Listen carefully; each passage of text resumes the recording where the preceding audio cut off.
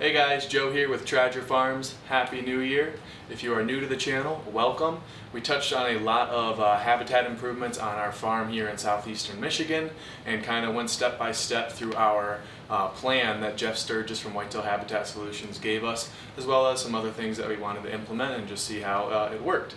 It was a very fun year. It was a lot of hard work. I spent a ton of time on the farm, and you can see through a lot of the previous videos pretty much everything that we did for the most part. So if you haven't seen them, feel free to check those out. It'll give you a little bit better of an idea on what we did. And in a future video, I will go over things in a little bit more of a step-by-step and specific fashion. But today I just wanted to go over 6 lessons, the biggest lessons that we learned and that I wanted to get out to you guys as soon as possible. I know it's been a little while since we made a video.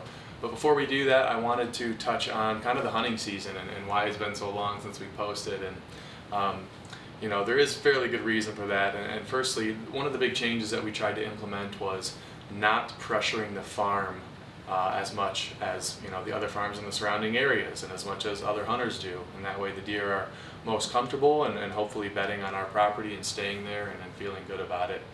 So in October, I was really only out on the farm once or twice total, and I think one of those times there was a previous video just a couple months ago, early season.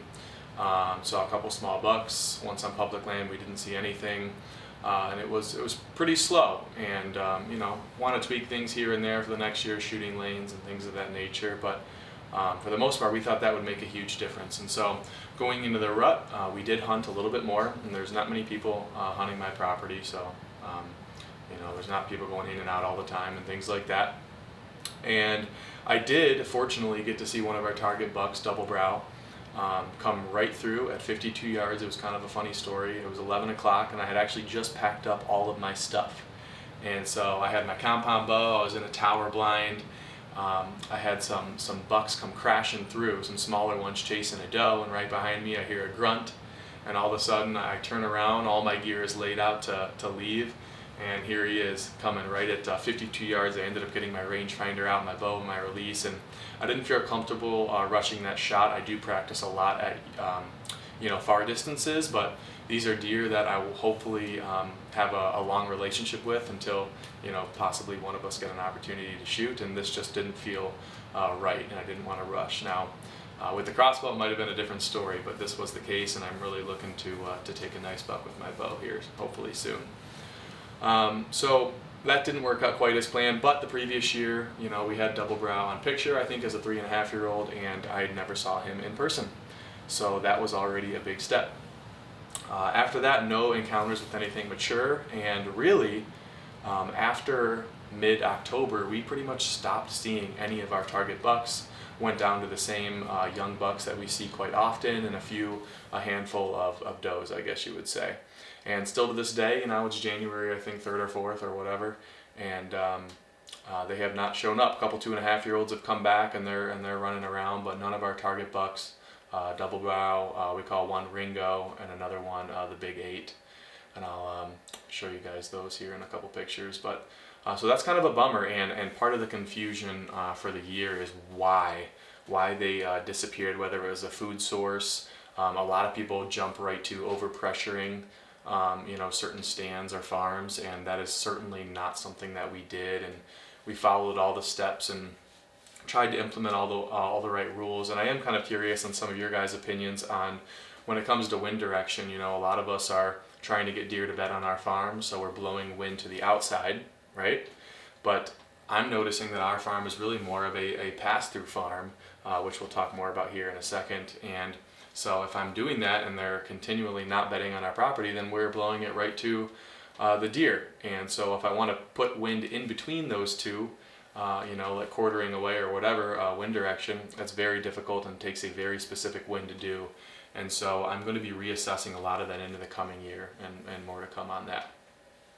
But it was a decent year seeing more mature bucks. I also got to see a couple other mature bucks on a friend's lease, which was nice, and just more than I'm used to seeing. Growing up, barely saw any mature bucks at all, so it's not just learning about land management, but also becoming a better hunter.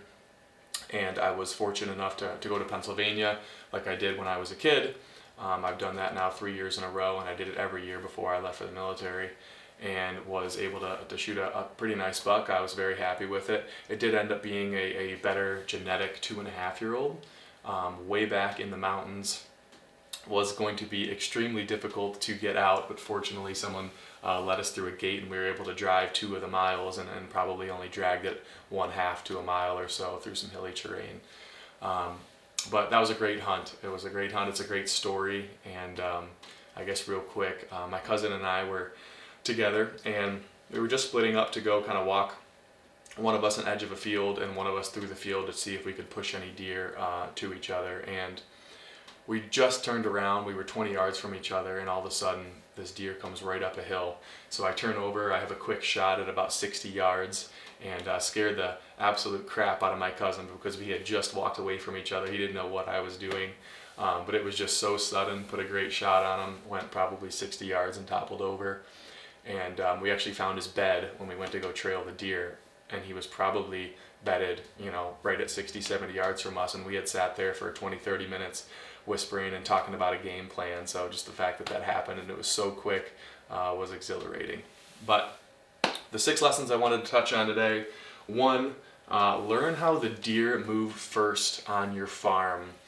I implemented the food plots, which you guys have probably heard me talk about, and the food plot really runs in kind of a horseshoe, and is meant to keep the deer more on the property, and also get them moving a little bit more north and south, because it's a rectangle, and that would keep them on the property longer, keep them going or passing through more of our stands and blinds for more opportunities, and really numerous reasons. But I'm just finding more and more and more that the deer are really still moving east and west, which is normal. Also, if you think they're coming to the food plot, they got to come out from somewhere. But typically, I think most of us would think there's woods on the north side. They're going to be bedding and coming out of the woods, and that's just going to be such a favorite spot. And it has not been like that at all. Actually, one corner of the woods is probably the worst part of the farm. We scare more deer up near the fence and the trailer at our campsite than we do in this corner in the woods, where really it's not that open. We did fell a lot of trees, but we'll get to that here in a sec. And so I would just urge you, if you're getting a new farm, your existing farm, pay attention to what they're doing, not just what you want them to do or what your plan has in store for them, because it just doesn't work like that a lot of the time. And hopefully it just kind of guides and is a tool to add to what they're already doing. We also wanted to mention that the trail cameras need to be placed also where the deer are already moving, and not where you think they're going to be. Typically, of course, a food plot, you can assume that they're going to go to the food plot, whether it's at night, whether you have great daylight movement, and it's a good spot to put a camera. But I had one separate area that was towards the middle of the farm, so we weren't going to be going in there, and we didn't until the very end of the season. But I knew from the previous year that it was a known spot for some scrapes and some good rubs, and I did not put a camera there all year. It's the silliest thing. I feel foolish, but it's true. And I just wanted to kind of reiterate that you can leave a camera there throughout the year without touching it, with good battery life. I have some of my cutty back videos you can watch on, and I will do an update on these extended battery packs that we're using. However, I ended up going back there, and this place was absolutely blown up with sign. I couldn't believe that I did not have a camera on it. Who knows what I missed. We did end up also seeing another buck go by on opening day that maybe we didn't recognize, and he probably went through that area. And so just kind of crushed us that, probably the best spot on the property, we didn't have a trail cam. We put them on the plots and the trails that, we had set up for them and that we assumed they would come by, and it's just not like that. So be smart about where you're putting the cameras, and it's been a great tool for us. We also don't have a huge herd on the farm, and really in the surrounding areas. It's big ag with some woods, so you'd think there would be a huge herd, and I know places within a half hour where the deer herd is much, much larger. So going into this, I never planned on using any summer food. I just wanted the fall food. I know what's most important. I know giving them that nutrition into the winter is such a good idea and helpful to the deer, but if you are not seeing a lot of deer, like we have not been, especially late season, in the last few hunts, I barely saw a deer.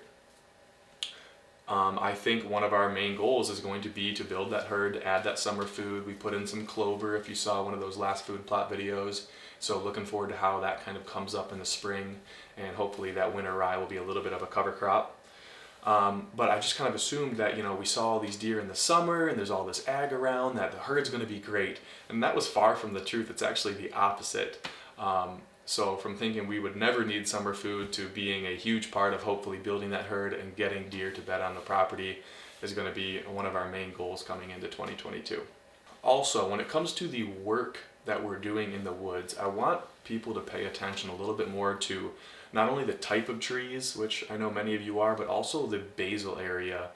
If you're not familiar with what basal area is, it is essentially a measurement used a lot that would cover a square footage of how much tree stem is in that square foot range. So the more basal area, the more trees you have, the more stems, the more wood, and that's kind of a general metric used in that realm. And we had a forester, we're going to have an actual forester come out and give us a plan, and we met with a county rep to possibly get assistance with funding for that.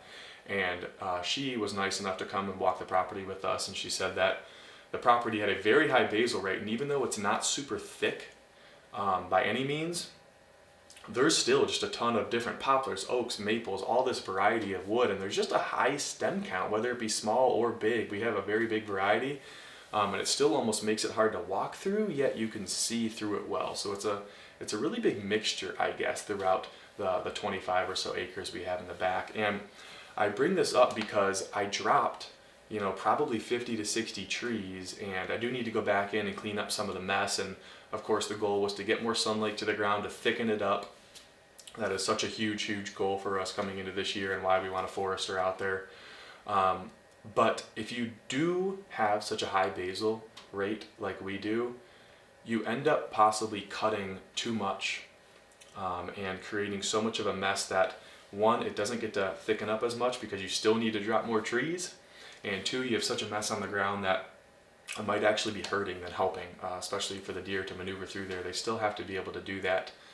So we want to thicken it up without creating a huge mess, and I think either potentially having it select cut, or me buying the additional tools I need to clear more out, get some of those big logs out, maybe even one day, sell firewood or start milling some of our own lumber, just because we have so much wood there. So based on what the forester says, I'm not sure which way we are going to go, but I think something else needs to be done. I can't just keep going in and mowing down trees if it's not going to be cleaned up, and it's not going to be beneficial to the deer. So number 5, predator control. We had quite an experience with coyotes. I think it was the second hunt on the farm, late October. The pack of 4 or so that we had on film and trail cam in the summer came out. This is the first time this has ever happened to me. They essentially played with each other and rolled around and napped for an hour right in front of me, 150 or so yards away. And we thought we had seen a den the previous year, and so I'm quite certain now, especially since we had 4 pups running around in the summer, that they are not only living on the property, but they are there, and they are probably having quite a substantial impact on deer staying on the property.